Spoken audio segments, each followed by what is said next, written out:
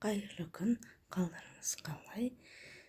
Жақсыларым, каналыма тіркеліп, лайк басып, комментарий жаза кетіңіздер.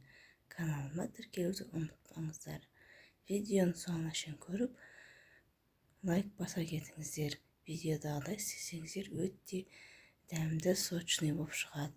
Күріштің орнына мен капуста қоссаңыздар болады. Мен күрішті шалап пісіріп алдым. Міне 1 килограмм фарш, 227 грамм күріш, 2 пияз үлкен, 1 жұмыртқа. Ұнға мен аунатып алып пісірдім. Ұнға аунатпаса да болады, өйткені жұмыртқа қосылған. Жұмыртқа піскен кезде фаршымызды жан жаққа шашап піспейді. Бір орын етіп шашқан қып болмайды. Сондықтан да солай пісірсеңіз болады. Күріштің орнына капуста қоссаңыздар өте сочный, дәмді, керемет болып пісетін фрикадельдің рецебін ұсынамын. Енді мына менде тұздыққа турап жатырмын. Осындай жұп-жұқа қылып турау керек. Мен сәбіз түйіркалап қойғам. Томат қосып сөйтіп пияз бен морковты алдын ала қуырып аламын. 50 граммнан өлшесеңіздер осылайынан, егерде қатырып сататын болсаңыздар, 50 граммнан 41-42 штук фрикадельдікі шығады. Егерде өздеріңізге істесеңіздер, міндеті жоқ. Өлшеуден осылайынан өлшеп, қолымызбен домалақ қып, қысыңқырап істей берсеңіздер болады. Ұнға аунату міндетті емес. Бұл фаршты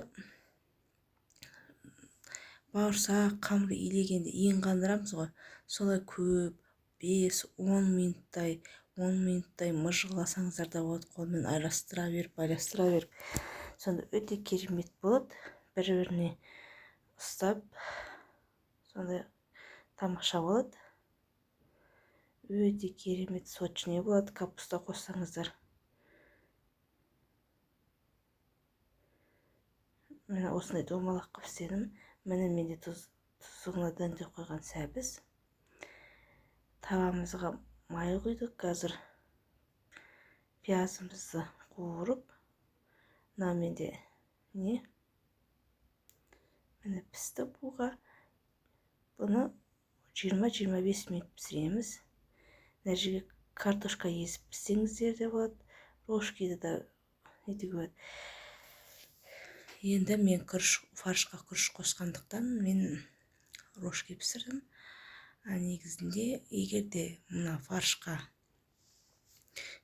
пияз сияқты көбіктеп капуста қоссаңыздар, онда орнына суға күріш пісіріп алсаңыздар да болады. Гарниріне. Өте тамаша піседі. Тұз бұрышын дәміне қарай пісіресіздер.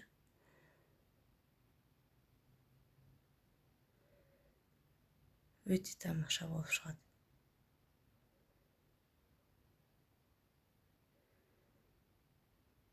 Томат 2 столовый ложка қосамыз. Астына мен жаза кетем, неше граммнан қосу керек екен. Видеоны соңына шейін көргендеріңізге рахмет. Астарыңыз дәмді болсын. Келесі пайдалы рецепт түсірем. Каналыма тіркелуді ұмытпаңыздар. Қош сау болыңыздар. Келесі рецепт түсіргенше.